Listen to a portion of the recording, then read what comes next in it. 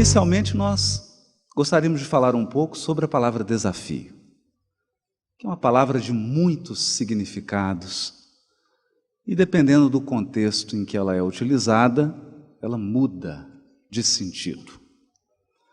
No contexto das competições e da disputa, desafio poderia ser definido como incitar, estimular alguém a fazer algo no limite das suas competências e ou habilidades. É claro que ninguém convidaria Usain Bolt para correr com Haroldo Dutra Dias 10 metros. Porque ele completaria a prova enquanto eu teria dado os 5 primeiros passos. E o mais irritante seria que ele ficaria vários segundos fazendo aquela posição de raio, enquanto eu colocaria a língua para fora. Isso significa que para ele não representaria nenhum desafio. A questão seria outra se Usain Bolt fosse convidado para correr com aquele que foi o ganhador da medalha de prata. Nesse caso, não. A diferença entre os dois é de milésimos de segundo. Então, de fato, essa corrida representaria para Bolt um desafio. Ele estaria sendo convidado a praticar um ato, uma ação, no limite da sua competência, no limite das suas habilidades. Um passo em falso,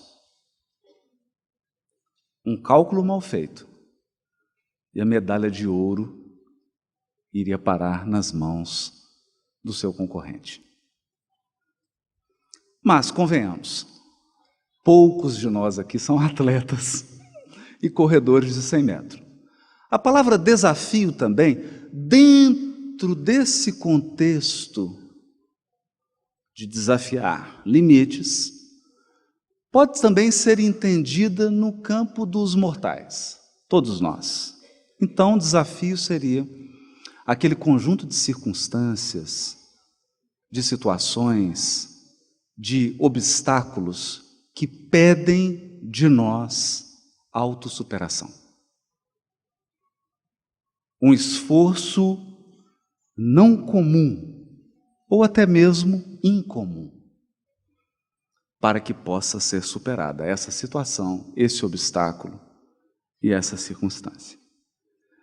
Nós acreditamos que é numa mescla dessas duas coisas que nós poderíamos conduzir a nossa reflexão sobre os desafios humanos enfrentados por Jesus. Mas vamos lá. Quais seriam as circunstâncias, os obstáculos, as situações enfrentadas por Jesus na sua curta e extraordinária passagem pelo orbe terrestre, que teriam levado Jesus ao limite das suas competências e ou habilidades. Bom, deixa eu dizer de um modo diferente. Imagine uma prova de vestibular, especificamente uma prova de física. É claro para todos nós que para o aluno, para o vestibulando, a prova do vestibular de física é um desafio. Mas imagine que ao lado dele esteja fazendo a mesma prova o Prêmio Nobel de Física de 2016. Você acha que para o Prêmio Nobel de Física, a prova de vestibular do ano de 2016 em Goiânia é um desafio? Essa é uma boa questão. Essa é uma questão importante, porque ela nos conduz para um ponto central do Consolador prometido. O Espiritismo, o Consolador prometido, nos fornece um conjunto de lições e delineamentos a respeito do caráter de Jesus, da personalidade de Jesus, das aquisições de Jesus e até mesmo das funções exercidas por Jesus no orbe terrestre. Graças a esse conjunto de lições que podemos aprender no Espiritismo, se estudarmos com seriedade, paciência e tempo, chegaremos à conclusão que o Espiritismo nos coloca numa perspectiva muito diferenciada a respeito de Jesus. Nos coloca num ponto que nos dá uma vista privilegiada. Vamos checar isso. Eu selecionei aqui poucas passagens para que tenhamos uma panorâmica do que o Consolador prometido nos proporciona acerca dessa figura. No comentário da questão 625, Kardec escreve: para o homem, isso é importante, para o homem, então Kardec não disse para o universo, não disse isso. Para os anjos, não disse isso. Para o homem, Jesus constitui o tipo da perfeição moral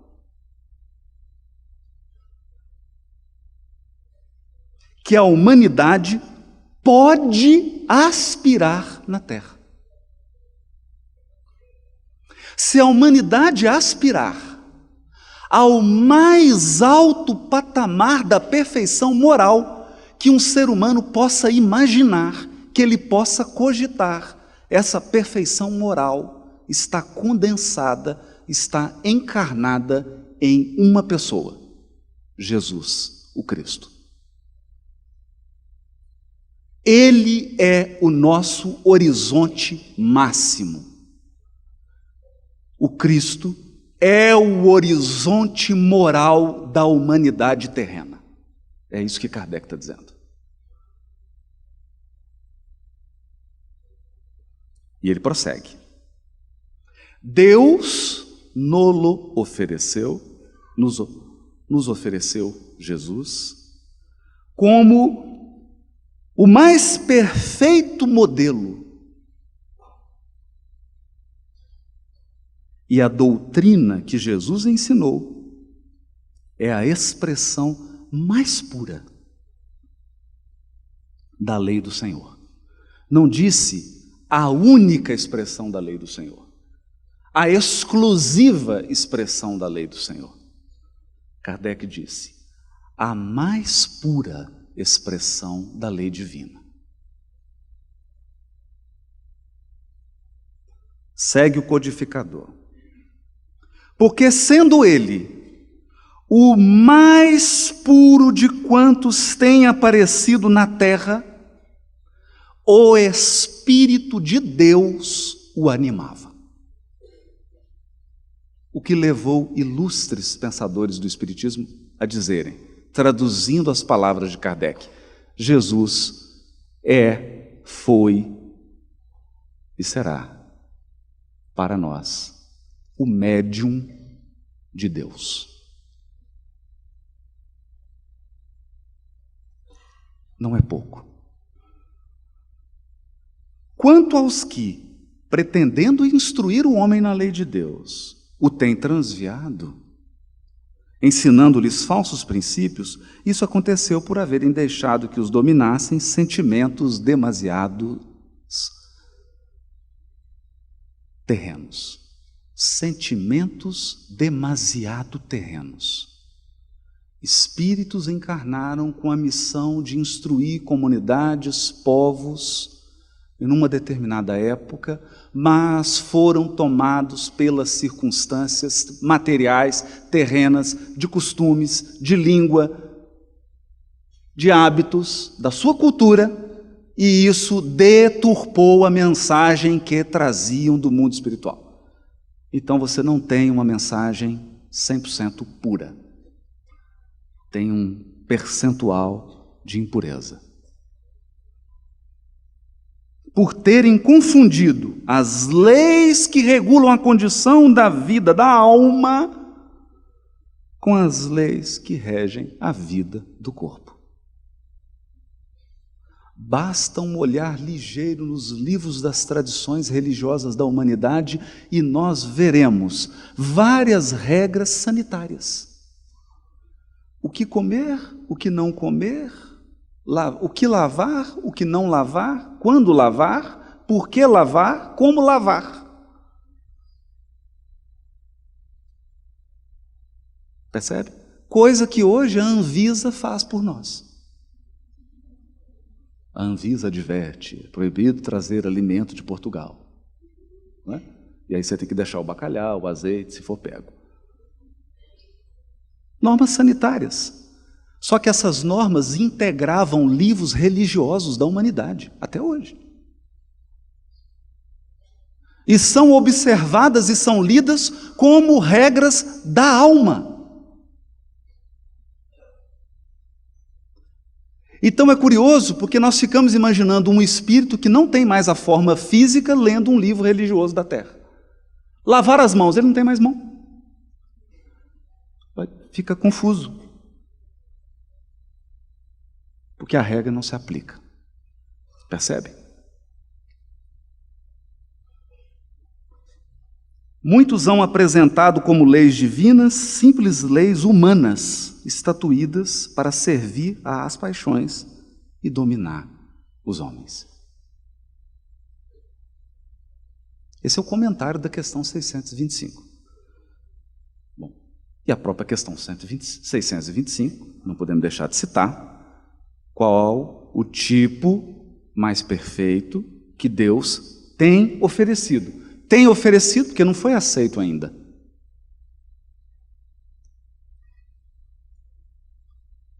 Só tem a oferta, não foi aceito ainda pela humanidade.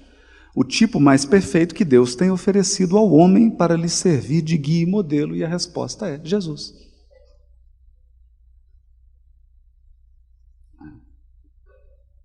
Mas na questão 879, Kardec indaga dos espíritos. Qual seria o caráter? E quando usa a palavra caráter, estamos falando de moral. De aspectos éticos e morais, mas sobretudo morais. Qual seria o caráter do homem que praticasse a justiça em toda a sua pureza?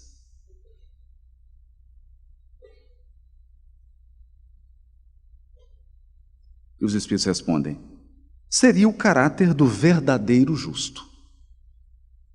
A exemplo de Jesus. Porquanto praticaria também o amor do próximo e a caridade, sem os quais não há verdadeira justiça. Então, justiça sem amor ao próximo, sem caridade, não é justiça. É caminho para a justiça plena. Caminho para a justiça plena.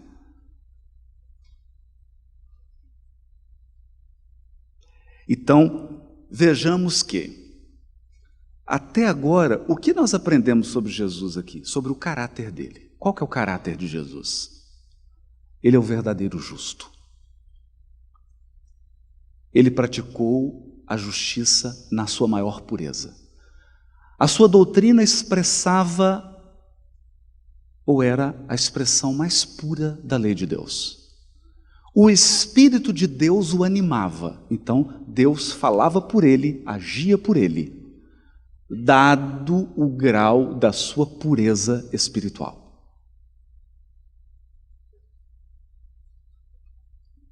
Pois bem, na questão 1009, há uma mensagem de ninguém menos do que Paulo de Tarso, o homem que buscou com todas as forças intelectuais do seu espírito configurar, descrever Jesus na linguagem humana. É claro, dentro do contexto do mundo romano, do mundo grego e do mundo judaico, com as categorias do mundo romano, com as categorias do mundo grego e com as categorias do mundo hebreu. Essas eram as referências de Paulo. Ele tentou descrever para um ser humano a figura de Jesus. O que levaria Emmanuel a dizer que Paulo aclimatou a flor delicada do Evangelho ao ambiente inóspito do mundo. Percebe? Então, a flor profundamente espiritual, profundamente sublimada do Evangelho, precisou ser materializada, concretizada para parâmetros humanos. Isso está nas cartas de Paulo. As cartas de Paulo constituem, então, uma mediunidade de materialização, se assim quiserem. Esse espírito vem na codificação e na questão 1009, imaginem, nós estamos falando muitas décadas antes de Freud, muitas décadas antes de Jung. Olha o que ele vai escrever. Quem é com efeito o culpado? Quem é o culpado? Paulo diz, é aquele que por um desvio, por um falso movimento da alma, se afasta do objetivo da criação. Que consiste, qual que é o objetivo da criação? Do Espírito.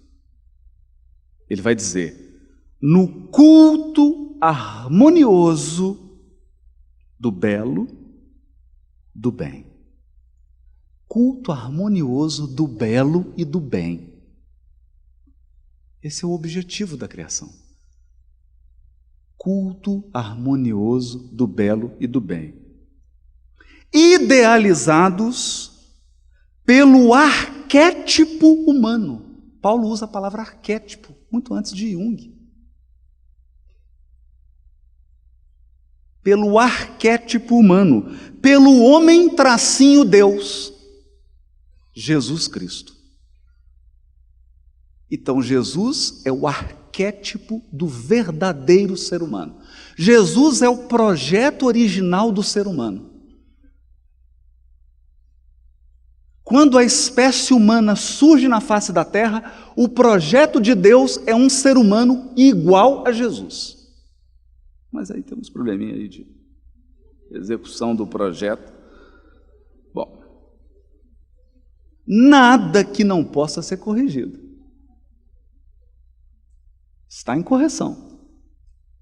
Está em correção. Por isso que os Espíritos falam de uma era de regeneração, porque regenerar é gerar de novo, corrigir o erro, para aproximar o ser humano que hoje anda na Terra do ser humano original projetado, do tipo, do modelo que é Jesus, o Cristo planetário.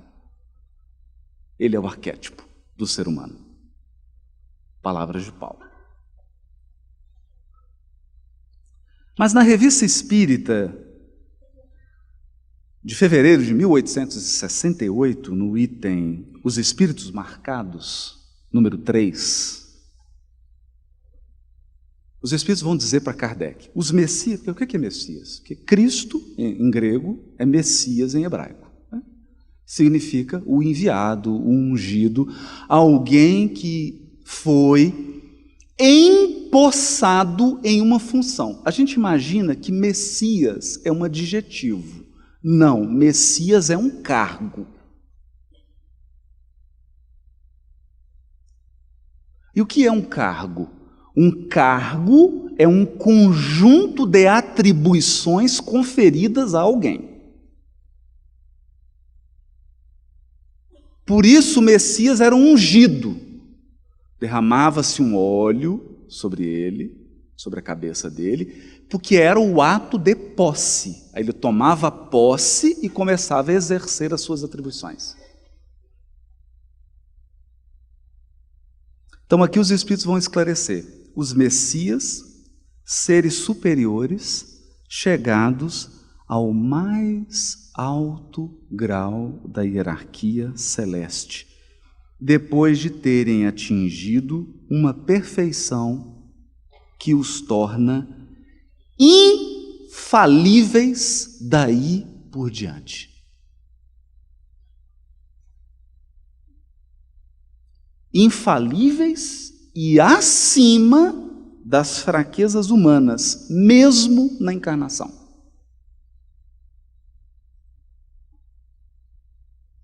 Isso aqui é São Luís, Lacordaire, Lamennais.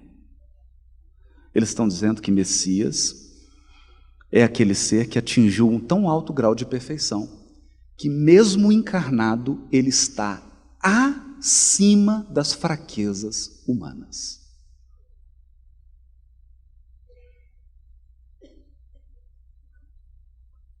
Admitidos nos conselhos do Altíssimo, olha isso, porque Deus possui conselhos, é a chamada diretoria. Chama-se SA Universo. É a empresa. Com vários empreendimentos, fabrica muita coisa. Planeta, galáxia, constelação, um negócio assim, um empreendimento gigantesco. E tem um conselho diretor. Deus é o dono da companhia. Quando um espírito é admitido nos conselhos do Altíssimo, quando ele se torna um Messias. Admitidos nos conselhos do Altíssimo, recebem diretamente a palavra de Deus, que são encarregados de transmitir e fazer cumprir. Porque transmitir a palavra de Deus é fácil, difícil é cumpri-la. Verdadeiros representantes da divindade, é bom que se diga isso. Olha, quando o presidente da República, o presidente do Senado, do Congresso, de um tribunal, etc., não pode comparecer, ele manda um representante. O representante fala em nome dele, não raro lê um discurso oficial. Então, se eu estivesse aqui, nesse momento agora, representando o Tribunal de Justiça, não é o Haroldo, é o Tribunal de Justiça. Se eu falasse alguma coisa aqui, não estou falando pessoa, não é a minha pessoa que está falando. O que os Espíritos estão dizendo aqui é que Jesus era um representante da divindade, ele falava em nome de Deus. Por isso que às vezes a gente confundia ele com Deus, né? Mas aí isso é outra história, é outro seminário. Do qual tem o pensamento, e é entre eles que Deus escolhe seus enviados especiais, os seus Messias, para as grandes missões gerais, cujos detalhes de execução são confiados a outros espíritos, encarnados e desencarnados, agindo sob suas ordens e sob a sua inspiração. Então o Messias vem com o seu gabinete todo, assessoria, secretariado, vem uma equipe.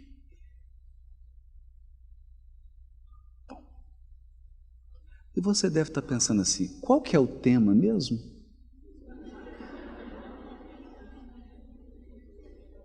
Não é?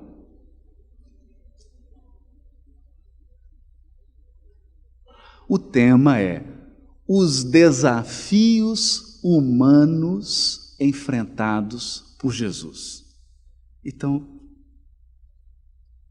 para um pouquinho, respira.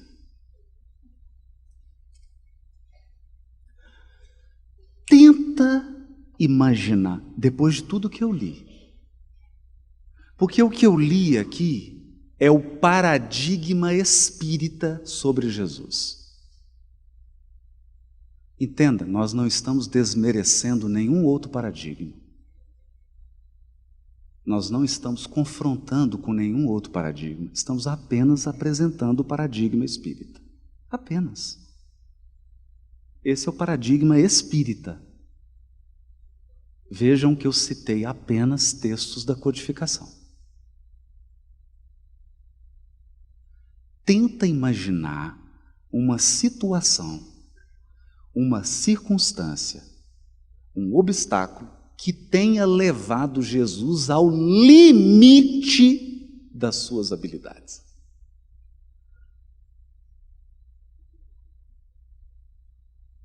Tenta. Eu tentei desde quando a federação me convidou para fazer essa palestra. Tem um ano que eu estou imaginando. Não consegui. Por que eu não consegui? Por uma razão muito simples. Eu não sei qual é o grau e a extensão das competências e habilidades de Jesus.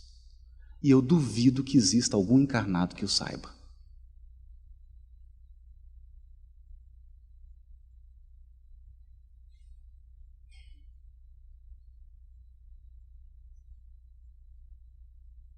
Então, você lembra daquela prova de física, do vestibular? Você passou noite sem dormir, emagreceu, fica com mau hálito, nervoso, erra, e aí o prêmio Nobel de Física chega, acorda, chega na hora da prova, olha para aquilo e fala, nossa, magnetismo, equação de Maxwell. Faz. Acaba, acerta tudo, sabe mais do que quem elaborou a prova, sai antes e fica todo mundo assustado.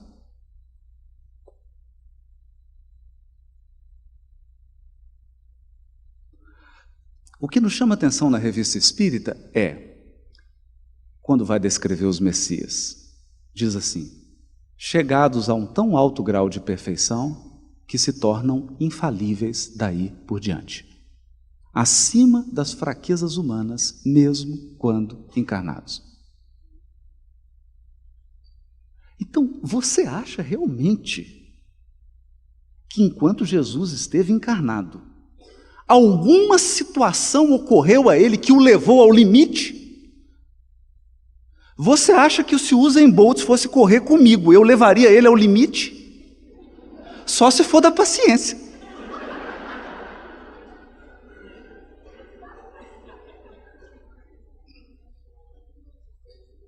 Entendem?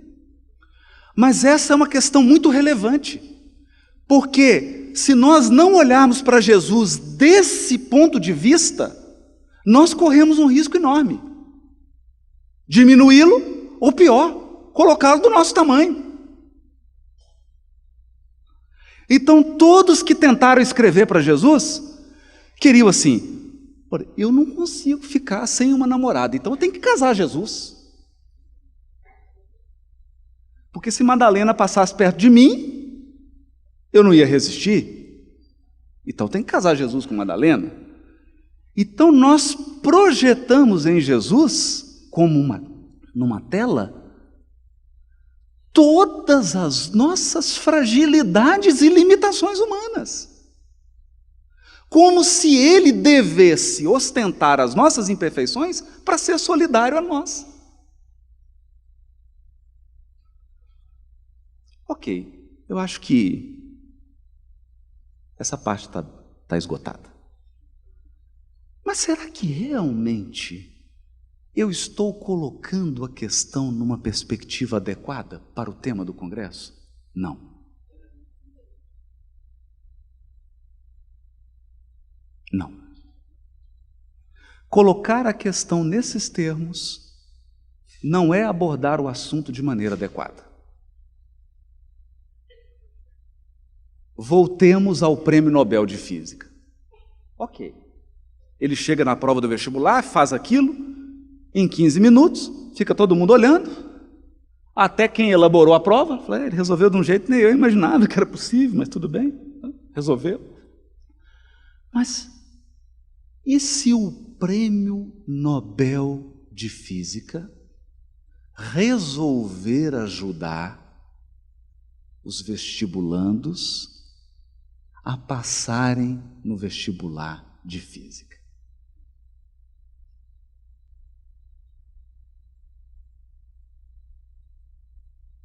Não consistiria isso um extraordinário, prazeroso, incrível desafio? Penso que sim. Pois é nessa perspectiva que eu acho que o tema deve ser abordado de forma adequada. Deixa eu explicar melhor.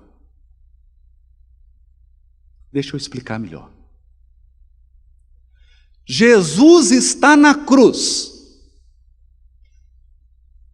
Ele olha para o céu e diz: Pai, meu Pai, por que me abandonaste? Você acha que ele está com dificuldade para resolver a questão de física?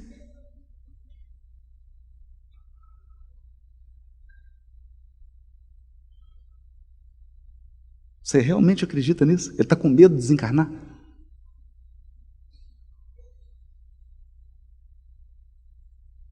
Jesus com medo de desencarnar. Você acredita nisso?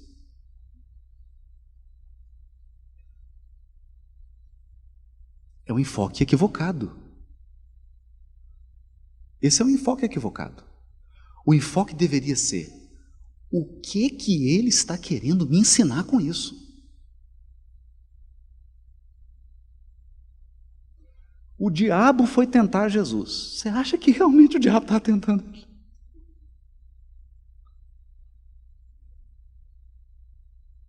Você realmente acredita que uma entidade inferior da Terra é capaz de abalar a estrutura psíquica de um Cristo? Você acredita nisso de verdade?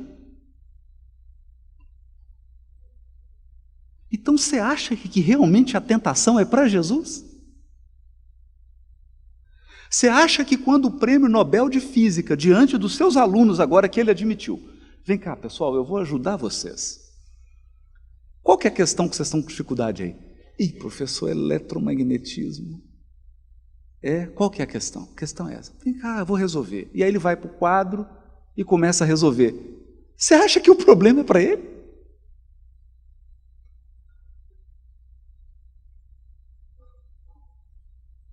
Você acha que ele está ali no quadro negro sendo desafiado?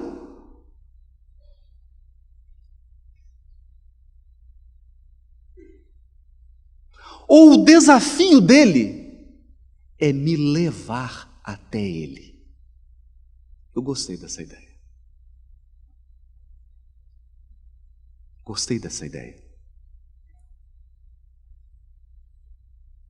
Qual o desafio humano enfrentado por Jesus?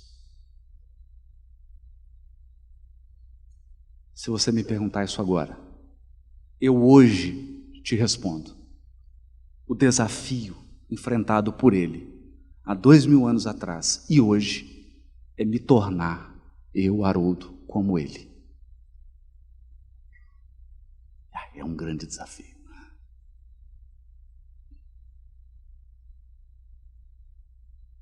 Não é ele que está em jogo, sou eu.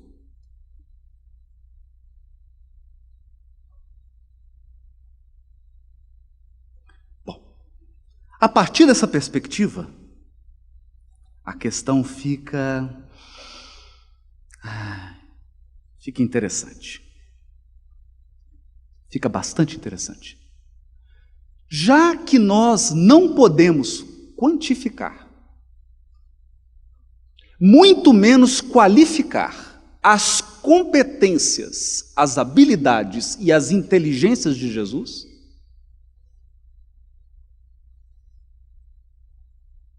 As competências, as habilidades e as inteligências de Jesus. E vou dizer por quê. Eu vou dar um exemplo aqui.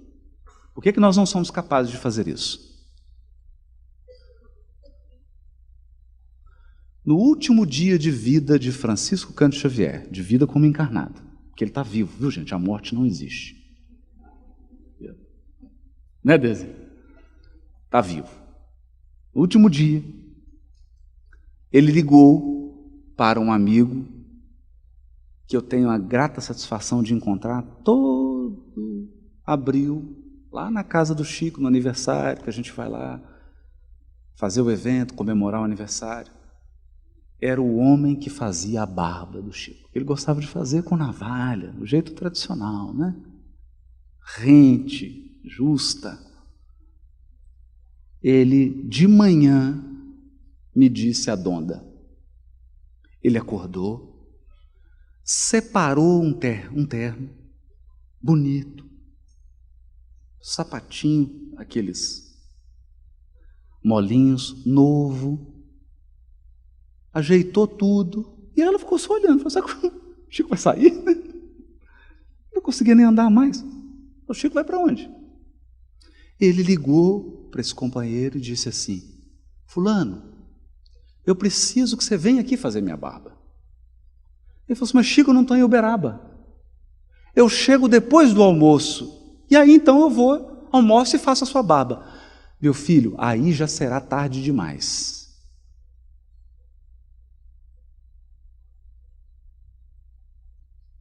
Eu preciso que seja agora, de manhã. Ah, Chico, tem o ciclano que faz, eu vou ligar para ele. Então pedi para ele ir, faça isso, meu filho. Ele ligou para o fulano, foi lá, fez a barba dele. Aí diz a dona que ele tomou banho, bonitinho, pôs o terno, o sapatinho novo, pediu para fazer um café. Claro, né? Vocês vão entender por quê. Tem que ter um café aí para fechar. Eu também tenho esse desejo. Tomou o cafezinho, porque mineiro, depois que toma um café, já pode morrer. Já está cumprida a tarefa.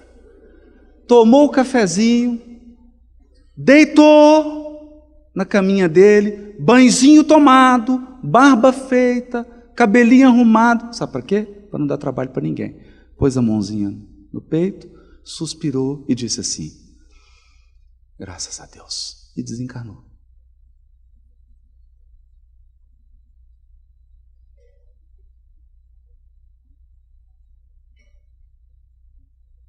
É incrível, né?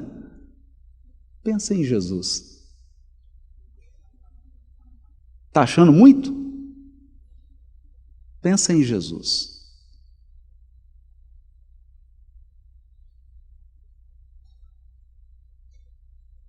Pensa em Jesus.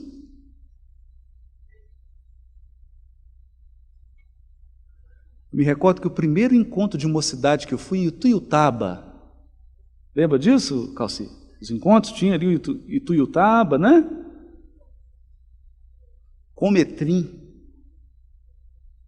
Fiquei na casa de um pessoal evangélico, eu e mais 10 espíritas, tudo jovem. Na casa do evangélico, receberam a gente, toda aquela turma, todos os colchãozinhos.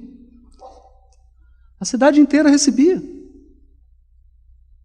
Do meu lado, um rapaz que convivia com o Chico, né? Trabalhava numa livraria lá, que o Chico sempre ia. Aí ele falou, você conhece o Chico? Conheço o Chico. Oh, mas o que você conta? Ah, assim, não gosto de ficar muito perto do Chico. Oh, mas o que é isso? Por quê? É porque a gente não pode pensar perto dele. Como assim, meu amigo? Eu estou mandando assim umas 20 pessoas, estava pensando no negócio, ele falou assim, meu filho, não pensa isso, não é assim, a gente aprende, e começou a falar carinhoso, aquele amor, aí ele falou, eu fico constrangido, porque eu fico mais longe assim, para você não pega o pensamento, a vontade de colocar aquele capacete lá daquele X-Men, para o professor Xavier não entrar na mente, né? Um capital pensamento, né? Imagina Jesus. Então, nós não somos capazes de avaliar qual a qualidade, a extensão das habilidades de um Cristo. Ele, preso, após receber a voz de prisão, Simão tira a espada, corta a orelha do soldado, sem perder a serenidade. Ele pega, uma cena cinematográfica. Ele pega a orelhinha do chão, né? Deve dar uma limpadinha assim para tirar a terra. Coloca a orelha no lugar. Acabou.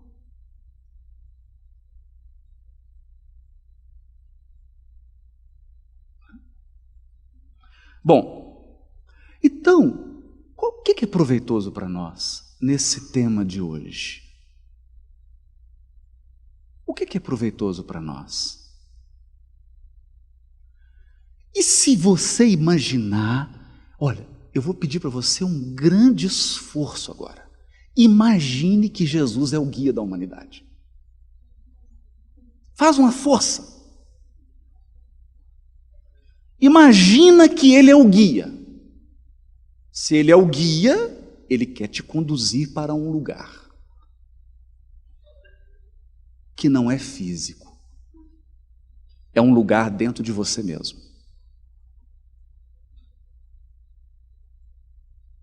Ele quer te guiar. Ele quer te guiar para um lugar, para uma posição que Ele sabe qual é, porque Ele está lá. Correto? Porque você contrataria um guia, imagine que cena pitoresca. Que cena pitoresca. Você chega num lugar, pega um guia e fala, e aí, para onde nós vamos? Olha, eu não sei, eu não conheço aqui o local, preciso jogar. Você quer ir para onde mesmo? Mas como assim? E você com aquela excursão, eu falo, não, eu não sei, é a primeira vez que eu venho aqui também. Isso não é guia, não é? O que é o guia?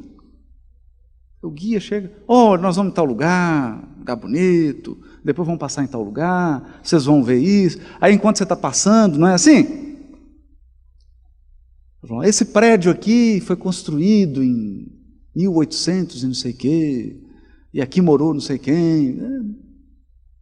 Esse é o guia, ele sabe. Ele sabe onde ele está te levando. Então, se Ele quer nos conduzir, qual seria o desafio para que nós cheguemos lá? Porque esses serão os desafios dele. Não por ele, mas por nós.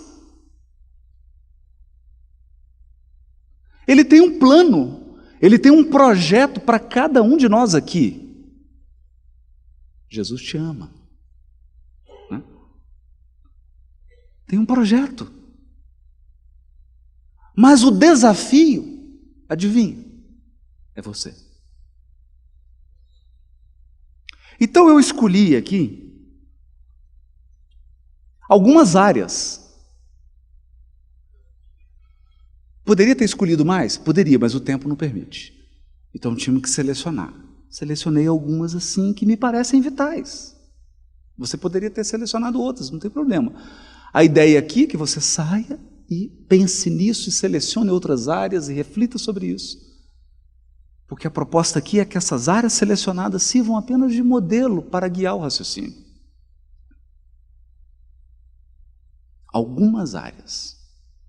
Mas antes de nomearmos essas áreas, queríamos dizer um pouco sobre a plataforma de Jesus. Então, se você perguntasse assim, ok, você é o Messias, é o guia, é o tipo mais perfeito, mas qual que é o seu projeto de governo? A assessoria dele disse isso na campanha eleitoral.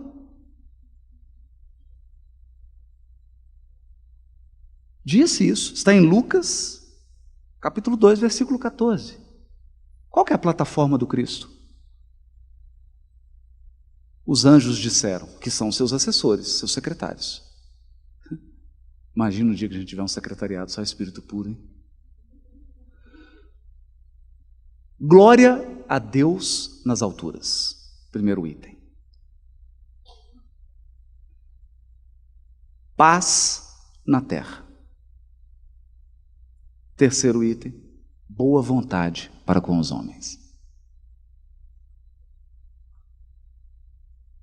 Glória a Deus, paz na terra, boa vontade para com os homens. É ou não é atitude de mestre? É a plataforma do mestre. É o mestre, é o guia. Nos conduz a Deus, nos mostra a grandeza de Deus, a grandeza do nosso retorno a Deus, a prioridade do nosso retorno a Deus,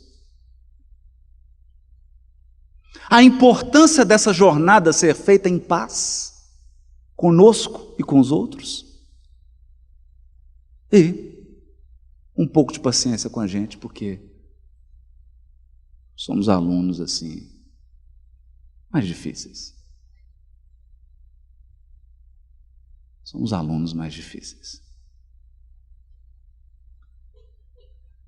Então, se nós considerarmos os elevados propósitos da ação redentora de Jesus no mundo, nós poderíamos escolher as áreas da família, sociedade, atividade religiosa e amizades. Eu escolhi essas 4 para que a gente faça o percurso de hoje. Família, sociedade, atividade religiosa e amizade. Áreas em que o Cristo se esforçou grandiosamente para nos inspirar, para nos impulsionar, para nos mover e nos comover. Mover e comover. Primeiro, família.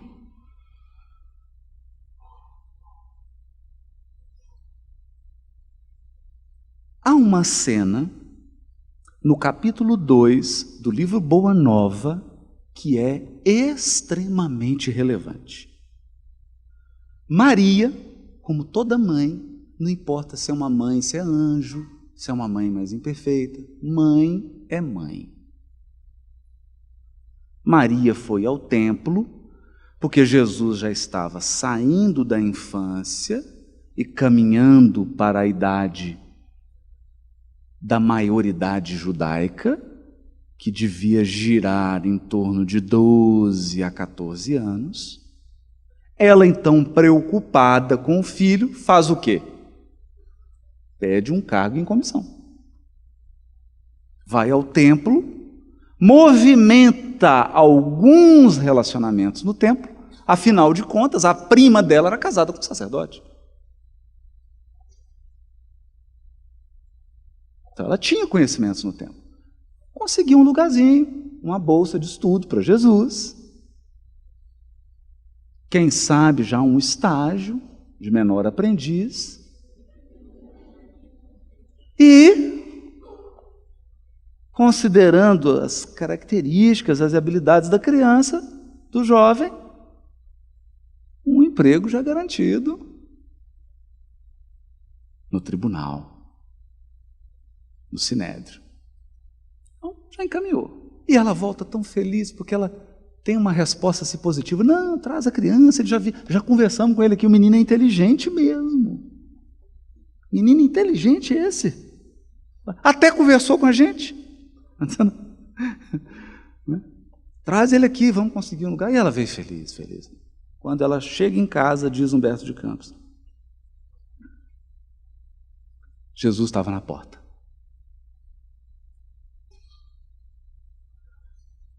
É engraçado isso, que ele não diz nada. Ele só, diz Humberto de Campos, olhou para ela, entendeu? Ai, meu Deus.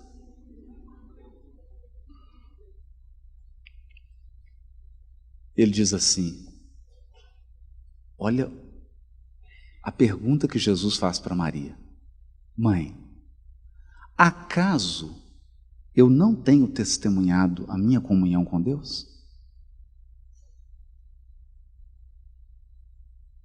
Hã? Que pergunta é essa? A pergunta é o seguinte: mãe, por que você foi pedir ajuda humana? Por acaso você não acredita que eu estou em comunhão com Deus? Que é Ele quem está provendo tudo para mim?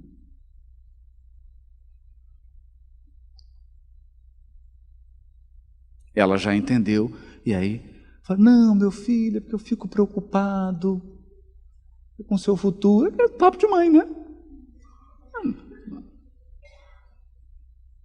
E aí narra Humberto de Campos: no mesmo dia, embora ele soubesse das belas promessas que os homens do templo fizeram na presença de sua mãe a seu respeito, Jesus aproximou-se de José e lhe pediu com humildade que o admitisse em seus trabalhos na carpintaria. Desde então, como se nos quisesse ensinar que a melhor escola para Deus é a do lar e a escola do esforço próprio, concluiu a palavra materna com singeleza. Ele aperfeiçoou as madeiras da oficina, empunha o martelo e a enxó, enchendo a casa de ânimo com a sua doce alegria.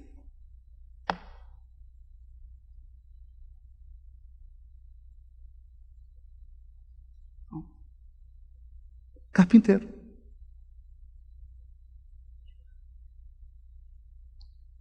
Enchendo a casa com a sua doce alegria.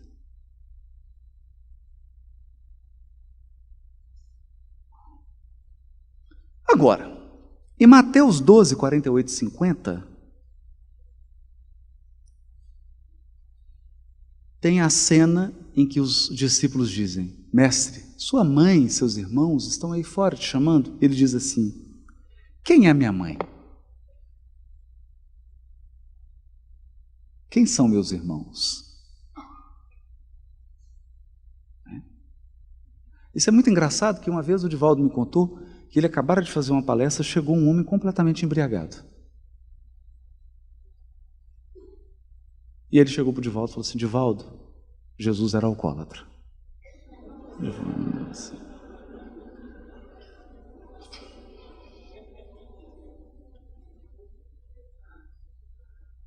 Mas por que você está dizendo isso, meu filho? Parece simples. Ele começou a atividade dele numa festa de casamento, transformando a água em vinho. Bebeu tanto que saiu perguntando: quem é minha mãe, quem são meus irmãos?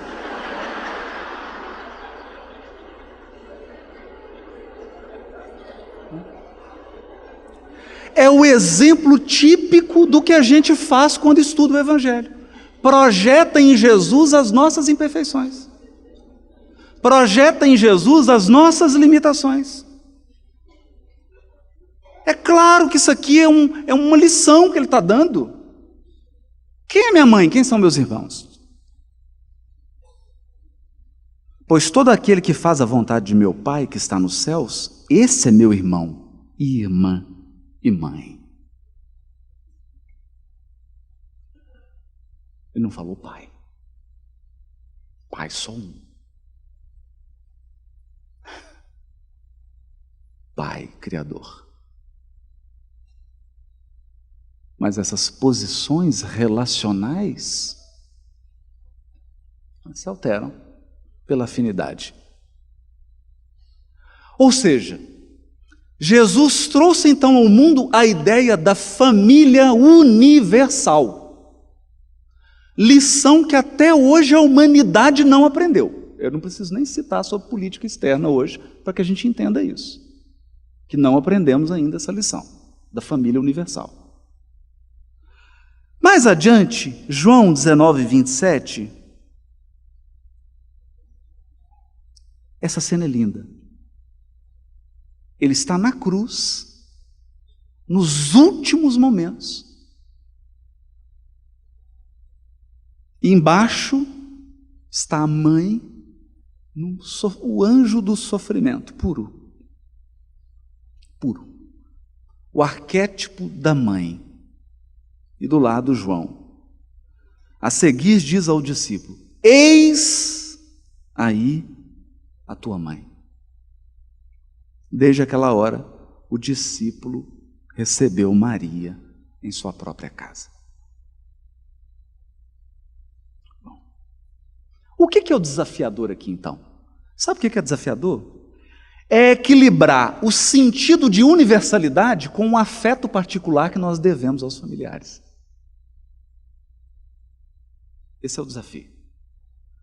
Como ser cuidadoso, amoroso, generoso com a nossa família, com os nossos, sem perder o senso de universalidade. E como ser universal sem perder o senso de particular. Como encontrar a justa medida? Essa é a lição de Jesus. Porque a mãe estava preocupada para conseguir um lugar para ele, ele vem, não, mãe. Não. Eu estou em comunhão com o Pai, eu vou trabalhar aqui dentro. Mas ele não trabalhou ali dentro e está lá trabalhando, não! Enchia a casa de alegria, pegava os instrumentos da carpintaria, ou seja, ele transformou o lar num templo. A mãe queria que ele saísse do lar para estudar no templo. Não, ele trouxe o templo para dentro do lar. Quantos de nós é capaz de trazer o grupo espírita para dentro da própria casa? É desafiador. Ser tão amoroso, tão atencioso, mas sem perder o senso de universalidade. É um desafio. Eu acho que aqui você está consciente da família universal e, concomitantemente, você amparar os laços consanguíneos. Então, Jesus não abdicou da sua afetividade, ele cultivou nos mínimos detalhes as suas relações familiares, a ponto dele esquecer a própria dor na cruz. Ele esqueceu a dor para pensar na mãe. Mas ele não permitiu que a sua ação divina se tornasse subalterna aos caprichos do grupo familiar. Percebe? A ação divina dele não foi escravizada por laços familiares. Porque ele sabia que veio. Então ele apaziguou o coração materno, permaneceu no lar, em um laborioso trabalho da carpintaria, sem dúvida.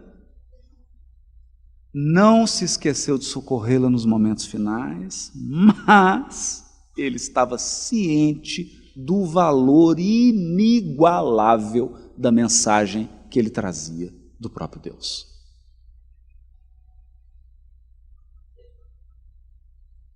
É extraordinário.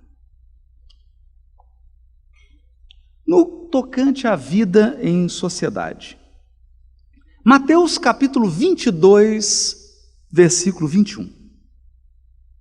Chegam para Jesus e dizem assim, numa pegadinha: é lícito, a pergunta é lícito no contexto da época, no sentido religioso, é lícito pagar tributo a César? Essa pergunta é profunda. Essa pergunta é profunda. E Jesus fala assim, qual que é a imagem que tem na moeda? Ah, pera, deixa eu ver. Mas você está andando com a moeda? Estou, está aqui. Ora, é César. Ah, é César. Então, o verbo, que geralmente as traduções, elas colocam assim, dai a César, mas o verbo não é dar. O verbo que está em grego lá é restituir. Restituir a César o que é de César e a Deus o que é de Deus. É claro, a moeda de César.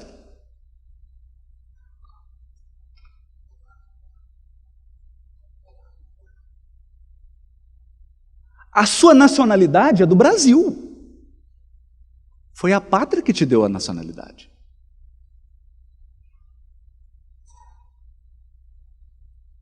É a pátria que me dá a identidade cultural. Foi a pátria que me deu a língua. Foi a pátria que me deu os meus costumes. É a pátria que me dá a via pública. É a pátria que me dá esse centro de convenções que é do Estado. Então, restituir à sociedade o que ela te dá. Seja justo. Enquanto encarnados, nós devemos, no mínimo, gratidão à sociedade. Nós temos um dever para com ela. Em Lucas 23:3, Pilatos, essa cena é curiosa. De um lado, o governador da Judéia. Do outro lado, o governador do planeta.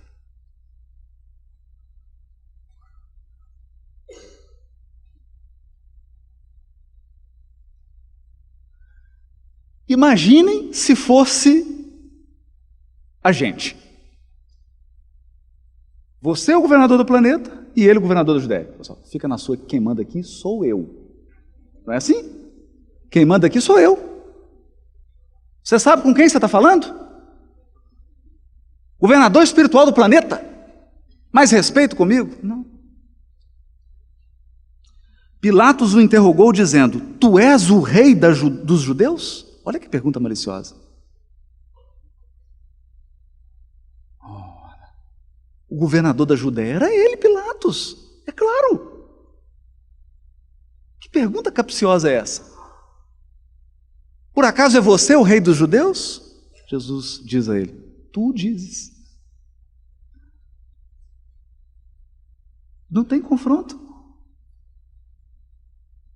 Não tem confronto. Sabe por quê?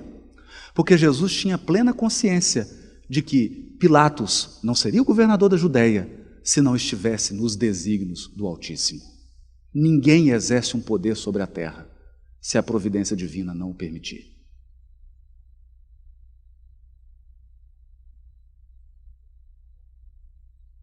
Porque a fragilidade humana é tamanha que você pode morrer em 2 segundos.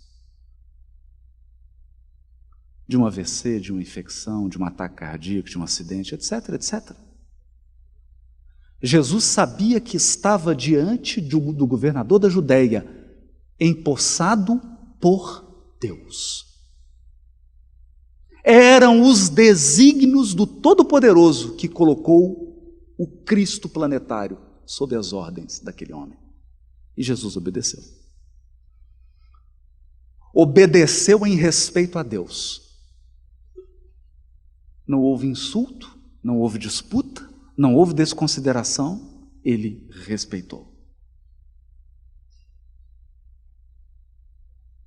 A função do poder público e a direção dos interesses coletivos. Ele evita o confronto, evita a disputa de autoridade, ciente de que a posição do governador expressava a vontade divina a seu respeito. E silencia.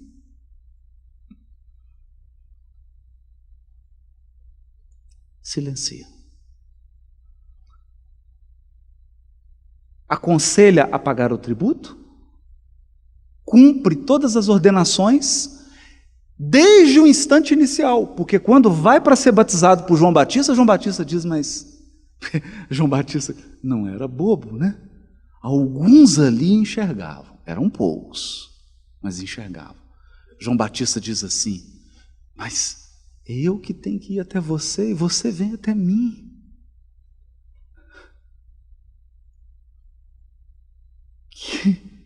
Que função ingrata que o Senhor me deu. Eu tenho que aqui cumprir essa determinação religiosa e te iniciar. Jesus diz a ele: faça-se assim para que se cumpra a lei.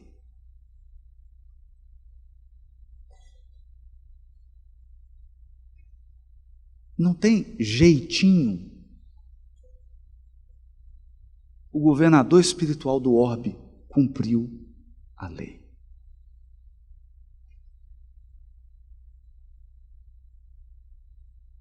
João Batista cumpre as ordenanças humanas, mas aí vem a intervenção divina. Os céus se abrem e aí ocorre a unção dele. Eis aí o meu filho amado, em quem me comprazo, cumprimento da profecia de Crônicas. Mas agora não dá para falar sobre isso. Profecia dada a Davi por Natã, o profeta. Foi essa profecia que se cumpriu. Eis aí o filho em quem me comprazo. É como se Jesus dissesse assim, porque a promessa era de que viria um filho que seria o templo de Deus. Porque Davi constrói um templo e o profeta Natã fala assim, olha, Deus mandou te dizer uma coisa, que ele não habita em templos construídos por mãos humanas. Mas ele mesmo vai construir um templo com as suas mãos. E esse templo vai ser seu filho, Davi. Vai ser da tua descendência. Vai vir da tua raiz. E estava ali diante de João Batista, o filho da promessa. O templo de Deus. O arquétipo humano, na linguagem do apóstolo Paulo, espírito. O arquétipo homem do homem. O homem divinizado. Que Deus utiliza para se expressar e para agir. O mais puro dos seus enviados. Isso é bonito.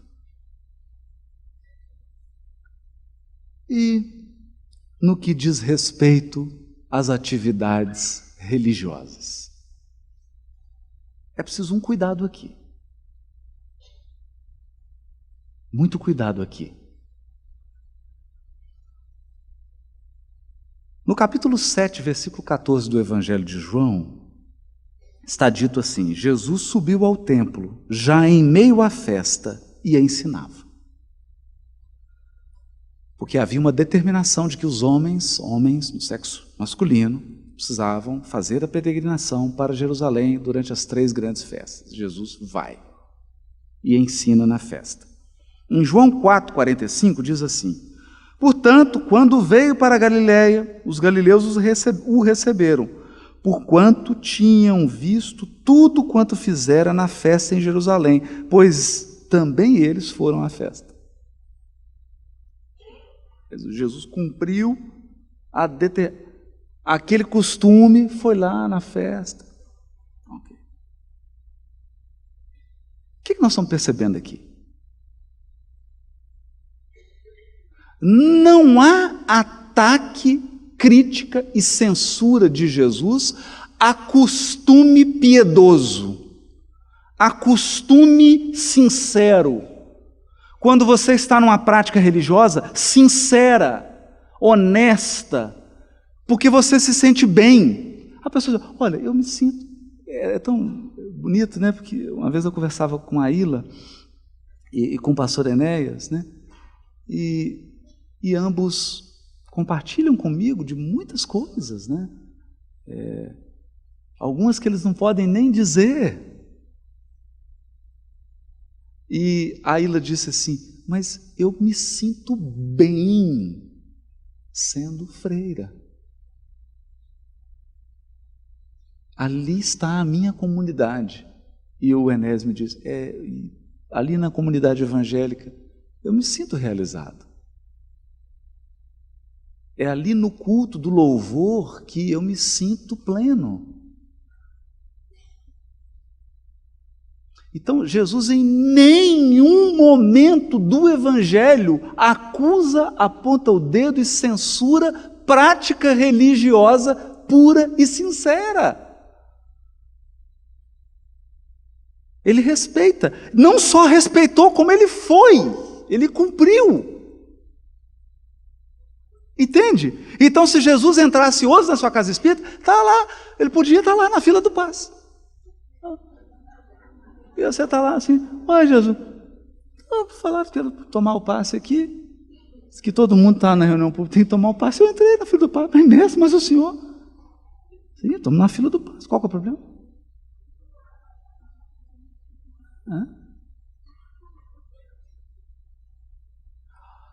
Em compensação, Mateus 23, versículo 23.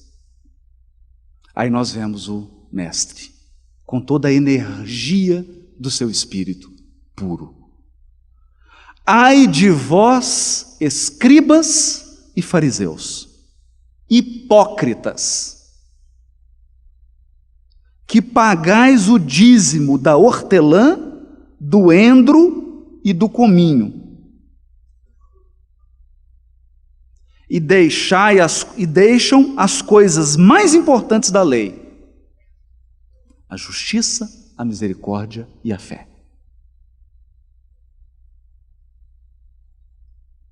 O que é o dízimo? Jesus é tão inteligente. Nossa. Porque o dízimo da hortelã é o seguinte, gente. Você pegava lá a hortelã, 300 gramas de hortelã. Hortelã, para fazer o chá de hortelã. Pagava o dízimo 10%. Quanto que é 10% de 300 gramas? 30 gramas. Então o escriba e fariseu falou: não, tem que pagar. Quanto que você pegou de hortelã? 300 gramas. Dá 30 gramas. E faziam discursos e acusações por causa de 30 gramas de hortelã. Mas a justiça, a misericórdia e a fé ficavam para trás.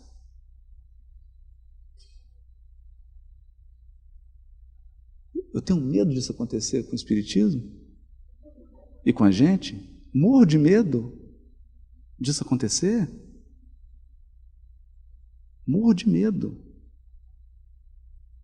Você ficar seguindo regrinha de hortelã, de endro, e esquecer da justiça, da misericórdia e da fé.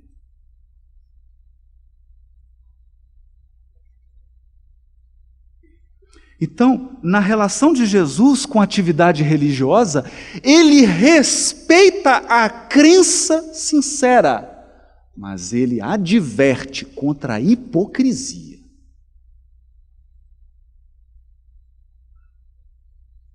Hipocrisia não. Religiosidade é atitude interior.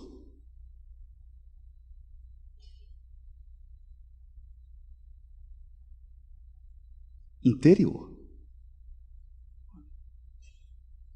Eu ontem fiquei emocionado, estava na casa do Rossandro, fiquei muito emocionado. Ele me mostrou um vídeo, é um vídeo antigo de uma pastora canadense.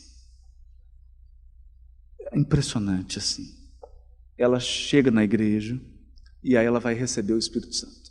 Então ela começa e mexe e balança. E eu estou vendo aquilo, olhei para o Rossandro e falei assim: não estou te entendendo, amigo. Falei: calma, vê o vídeo. Vê o vídeo. E ela vai balançando e balançando e fala assim: há 20 anos eu recebi uma revelação do Espírito Santo.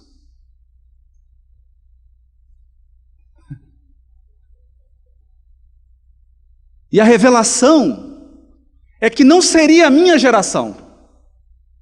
Seria uma geração depois da minha. Aí eu falei: nossa. Aí até eu comecei a balançar no sofá. Já comecei também a balançar a cabeça, porque você contagiou, o negócio contagia. E ela balançando. E o pessoal segurando, balançava mesmo. Aí tem uma hora que ela joga o sapato. Eu não vou fazer isso aqui não, fiquem tranquilos.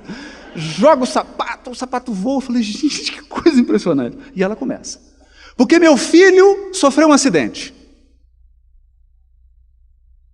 E o médico disse: ele nunca mais vai andar. Semana passada eu busquei ele no hospital. Ele saiu andando. Então eu me lembrei da profecia do Espírito Santo. Aí ela começou a tremer de verdade. Tremia. E o Espírito Santo me disse: eu visitarei a terra. Uma onda de justiça invadirá a terra. Eu vou regenerar o mundo. E continuou ela. E eu comecei a ficar arrepiado. Falei: Rossandro, o que é isso? Com a Gesiane, com o Luiz, todo mundo. gente arrepiado, né, vendo aquilo. E ela disse: mas o Espírito Santo me disse, não é a minha geração, é uma geração nova. E ele me disse, eu vou levantar os fracos e abater os fortes. E o Espírito Santo me disse, eu levantarei os fracos. E aí, de repente, essa mulher começa a tremer e diz assim: Brasil! Brasil! Aí eu também levantei. Eu levantei, roçando. Foi um negócio, começamos a tremer também, né? Lá na sala dele. E ela: Brasil! Brasil, escuta! O que pode vir de bom da fraqueza?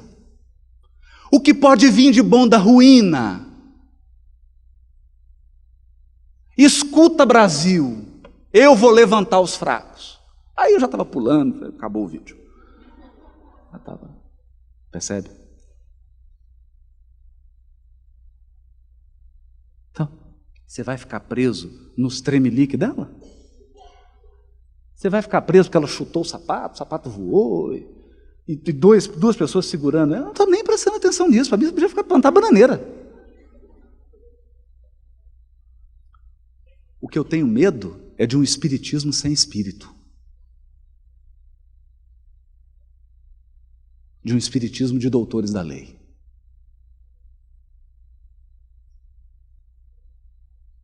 Porque eu aprendi que a doutrina é dos espíritos.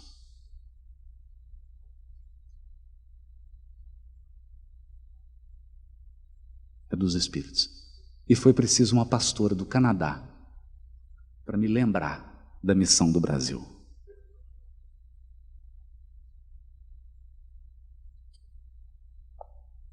Portanto, Jesus adota atitude fervorosa e piedosa diante das práticas religiosas sinceras do seu tempo. Mas denuncia corajosamente os interesses mesquinhos dos que transformam a religião em instrumento de realização dos interesses pessoais. É diferente. Quem está transformando a religião em instrumento de realização de interesse pessoal recebe a denúncia do Cristo, a advertência do Cristo. Mas quem está na prática sincera recebe o respeito do Mestre. E por fim, para terminar, Jesus no trato com os amigos. João, capítulo 15, versículo 15. Eu vos tenho chamado amigos, porque todas as coisas que eu ouvi junto de meu Pai, eu vos dei a conhecer. Vocês estão lembrados da mensagem da Revista Espírita? Os Messias são os espíritos admitidos nos conselhos do Altíssimo, que recebem a palavra direta do Criador. É o que ele está dizendo aqui. Tudo que o Pai me falou comigo lá. Deus chegou para mim e falou: filho, e conversou. Eu dei a conhecer a vocês, porque eu considero vocês amigos.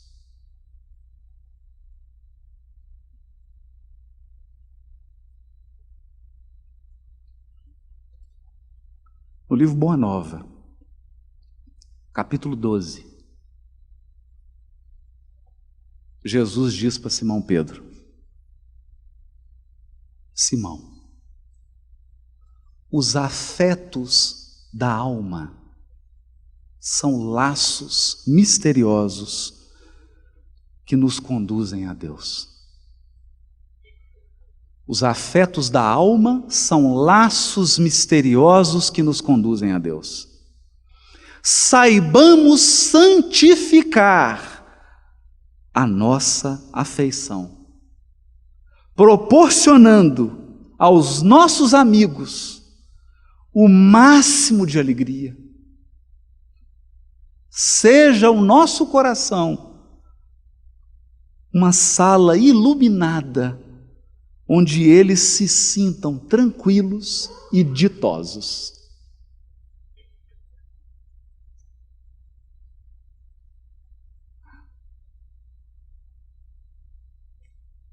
Quando Judas chega para o ato simbólico da traição, porque era um símbolo, né? A traição já estava consumada, não só por Judas. Judas era uma pecinha pequena diante do quadro gigantesco. Jesus olha para ele, Mateus capítulo 26, versículo 50, e diz para ele assim: amigo, a que vens?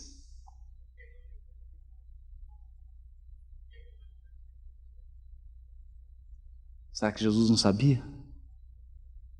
Não. Diz Emmanuel, Jesus dava a Judas a última chance de voltar atrás. Porque é isso que a gente faz com um amigo. Não desiste dele nunca. Nunca. E no livro Estante da Vida, capítulo 4, nos segundos finais da crucificação, quando Cristo já começa o seu processo de liberação do corpo físico e de retorno aos gabinetes da governadoria espiritual do planeta. Imagina, o que é isso? Era uma festa, gente. Diz Humberto de Campos, era uma festa. Veio a governadoria inteira. Inteira.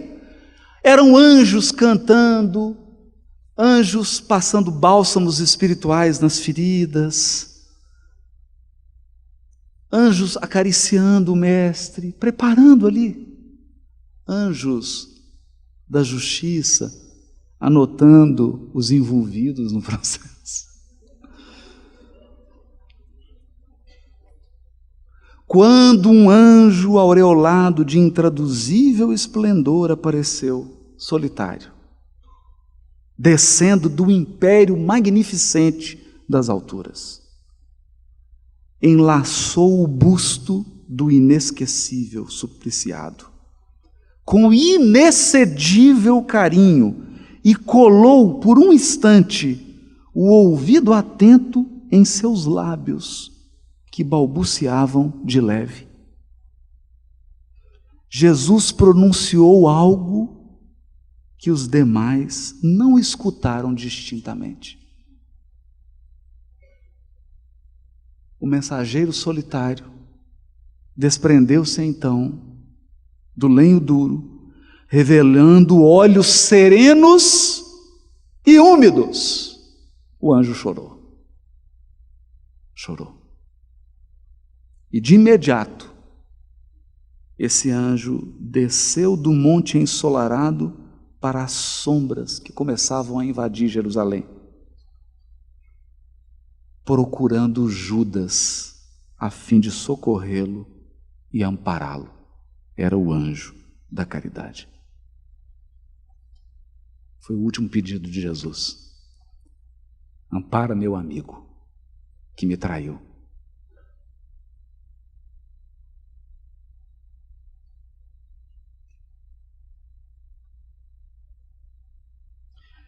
Portanto, terminando, Jesus expressou tolerância e indulgência, sem descambar para a conivência. Demonstrou carinho, atenção e cuidado, sem abdicar da energia serena e corretiva. Utilizava a sinceridade como bálsamo, nunca como vinagre ou ácido. Sabia ser acolhedor, conservando intactos a firmeza de caráter e os valores espirituais. O desafio de Jesus? O desafio de Jesus somos nós. Muito obrigado.